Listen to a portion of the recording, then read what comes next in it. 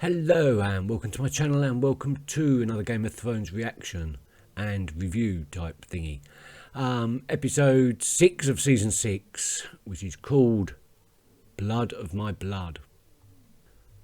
Obviously the biggest talking point is Brans Visions, the 3 that he had while being rescued by Mira. I did actually frame by frame write down every single vision that he saw, every single clip, if you're interested. Oh, wow.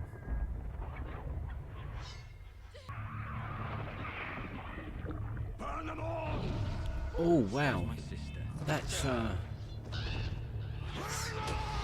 the Mad King's time.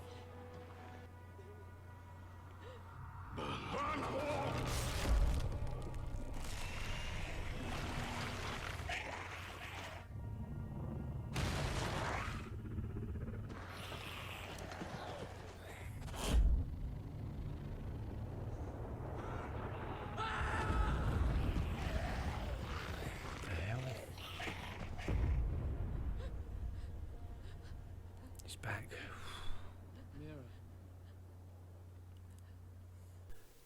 During his visions we see lots of different things. We see quite a lot of visions from the last days of Robert's rebellion. We see some of his own personal history. We see some elements of recent events that he wasn't personally witness to. For instance, we see Bran falling from the tower from episode 1 when he was pushed by Jaime. We see Catelyn's murder at the Red Wedding, which he wasn't witness to. We see Ned Stark's execution, which I don't believe he was witness to at that point. And we also see a lot of the last days of the King Robert's rebellion. We see the Mad King on his throne shouting, "Burn them all." We see pyromancers loading up vials of wildfire and putting them in various cellars, which was always the Mad King's ultimate backup plan, that if all else was loose he was going to just bathe the city in wildfire and burn everyone. We see Jaime killing the Mad King in various different scenes. We also see the Night King in various different places, including when he took over one of Craster's sons and turned the baby into a White Walker.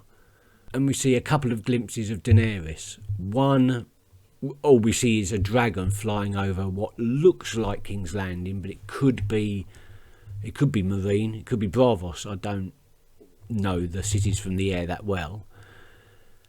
And we also see Daenerys as she emerged from the funeral pyre at the end of season 1 when she was renamed Mother of Dragons, and we see a little dragon on her shoulder as well. A lot of those scenes are repeated many times over or through the vision. Some of these last less than a frame somehow, but we've also got a few isolated clips in there, which were, we see a child of the forest talking with somebody.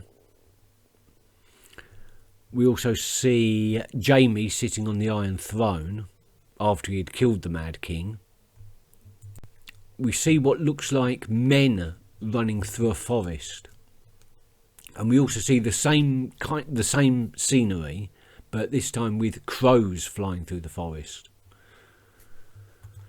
And we also see a giant fighting with somebody slightly just off camera. We see Ned Stark shouting, "My sister," outside what looks like the Tower of Joy. I'm not too sure of the back history on that one, but it was the same vision that he saw young Ned Stark take on all those Kingsguards. And in the last part of the vision we just see various scenes of the armies of the undead, the armies of the White Walkers crossing a river. We see a breach on Castle Black, and the armies of the north attacking the wall. And it finally ends again with men running through the forest. Now, quite why he's been shown all these visions, and in such a rapid pace, can only mean that he needs to be the three-eyed raven really, like, now. And this is like advanced training that's been given to him. He's certainly becoming something different, something new.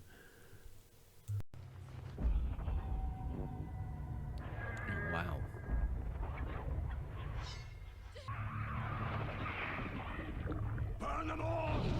Oh wow. That's from the Mad King's time.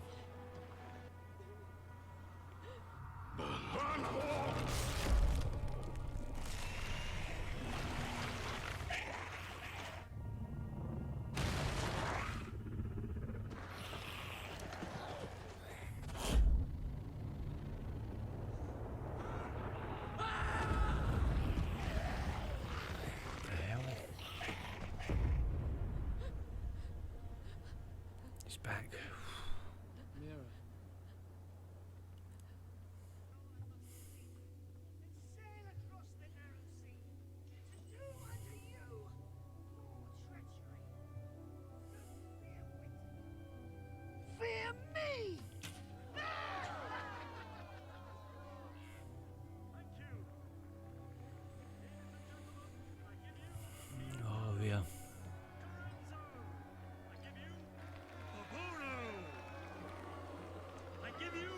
Because I've been doing this my whole life. Who's anyone to judge my work? This is my profession. I know what I'm doing. You have no right to an opinion.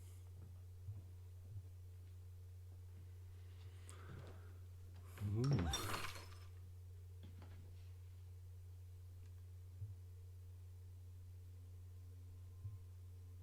Careful of that one.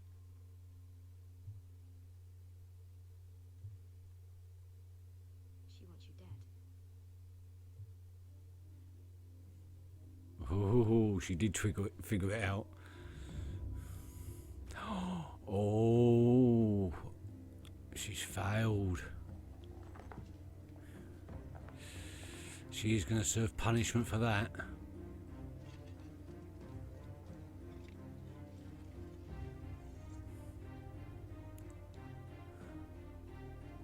I've forgotten what she called her sword. As I expected.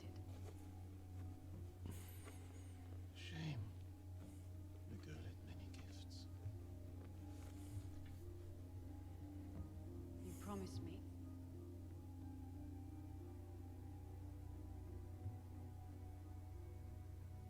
Don't let her suffer.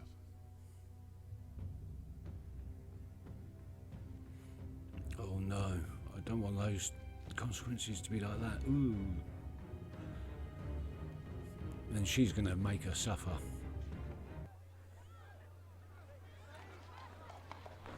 This can be something.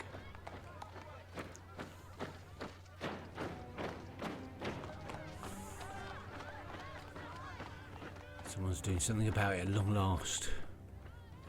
Sir Jamie. Sorry to interrupt. We're here for Queen Marjorie and Sir Loras Tyrell. Give them to us and we'll be on our way. I don't have the authority to give them to you. And you don't have the authority to take them. That's right, that's right.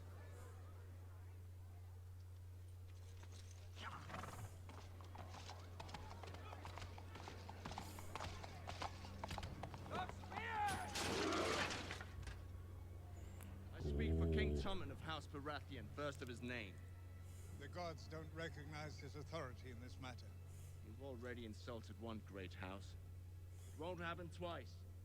Every last sparrow will die before Marjorie Tyrell walks down that street. To die in the service of the gods would please each and every one of us. We yearn for it. Okay then. because I think he doesn't speak for everybody. But there is no call for it today. There will be no walk of atonement.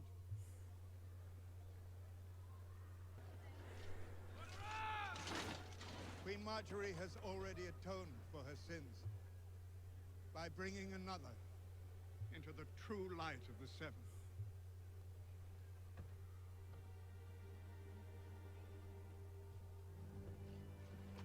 Tommy, oh, what have you done?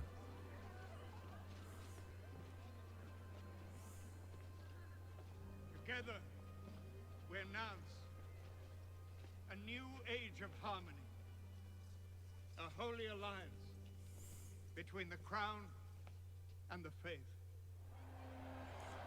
Oh God, that's not good. Not good at all.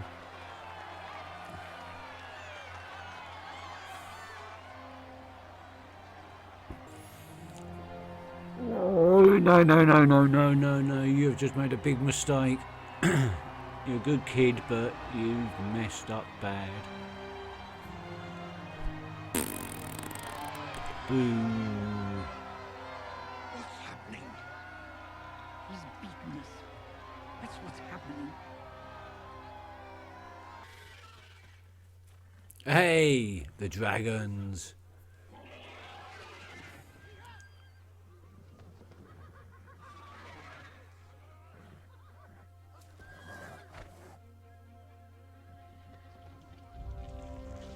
Whoa. That's one big bad bastard now. Hey, that's a shot. Cool.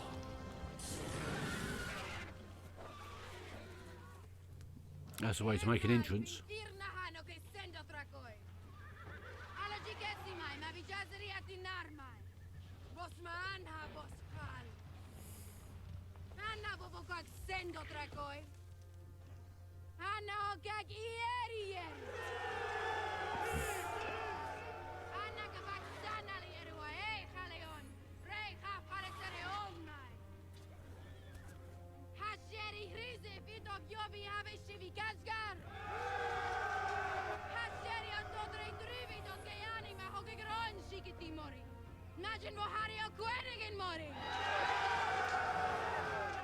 Yes.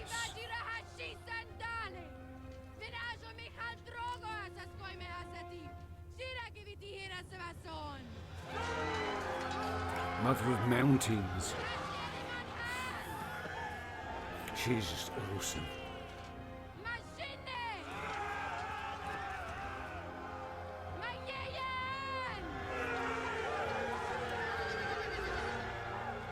And who's going to refuse? She's riding a sodding dragon.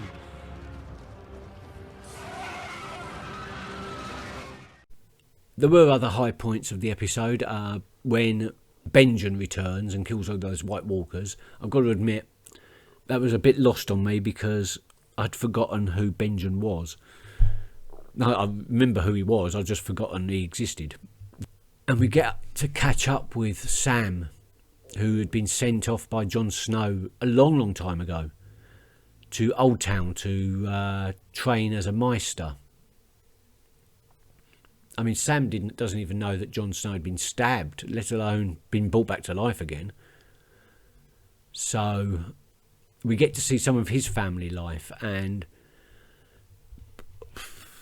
no, Sam's father is just horrible. Prejudiced, bigoted, just a nasty piece of work, and I'm glad that Sam in the end decided not to leave Gilly and the baby with his parents and instead decided to take them with him to the Citadel.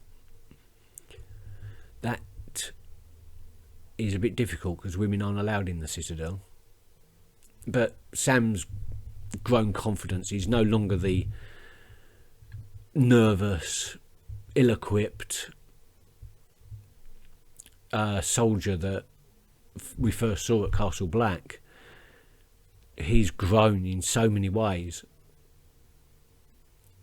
So yeah, I'm glad. And he took his father's sword, which brilliant, absolutely brilliant. So he's got a Valyrian sword now. There's not that many of them in the world, is there? Ah yes, the High Sparrow and the union of state and faith. That's bad. We know Marjorie is definitely playing the High Sparrow along for saving, or in order to save Loras, who is a totally broken man. I reckon he'd be willing to sign a confession saying he poisoned Joffrey. He's that broken. But Marjorie has told him to be strong, and she's playing the game. But it may now be too late, now that Tommen's naivety has led to the faith. Now the High Sparrow has got influence over the royalty. We saw when Tommen came out, the King's Guard had the 5-pointed star. And of course we also had some political intrigue, some leftovers from the Red Wedding, because Walder Frey still has the Tully boy, the nephew of Blackfish. Or was it a cousin of Blackfish? I can't remember. And where he was given Riverrun in return for his murder of Robb Stark and at the Red Wedding, the Tullys have taken it back again. And Walder Frey has the nephew, which he's going to use to ransom to get the castle back again. I don't see that going well. Usually the lords don't that much care for the lesser side of their families. I don't see how threatening Blackfish's nephew is going to sway the Blackfish in any way whatsoever. And then there's Daenerys, being awesome as ever, and now she's got a new title, Mother of Mountains. I'm not entirely sure how that came about, but okay, she's the Mother of Mountains now, and she's rallied her. She's got yet another army, so she's got 2 gigantic armies, 3 dragons. She doesn't know that she's lost her fleet yet. Yes. That's all I have to say about episode 6. It was very confusing. Those 20-30 seconds of flashbacks from Brans Visions are some of the most intriguing aspects of this series so far. Just trying to fathom out what they mean. And what that means to Bran, because we've seen him kind of affecting the past during his visions before. He affected Hodor, sitting that sort of time thing, timey-wimey. And we saw him call out to his father in one of his visions, and it seemed like the young Ned could hear it, kind of. So how far does Bran's influence in the past extend? Or is he being shown these visions not so that he can change the past, but so that he can use the past information in the future against the armies of the undead that are undoubtedly now on their way? That is for a better man than I to ponder. I'll catch you in the next episode. Until then, bye bye.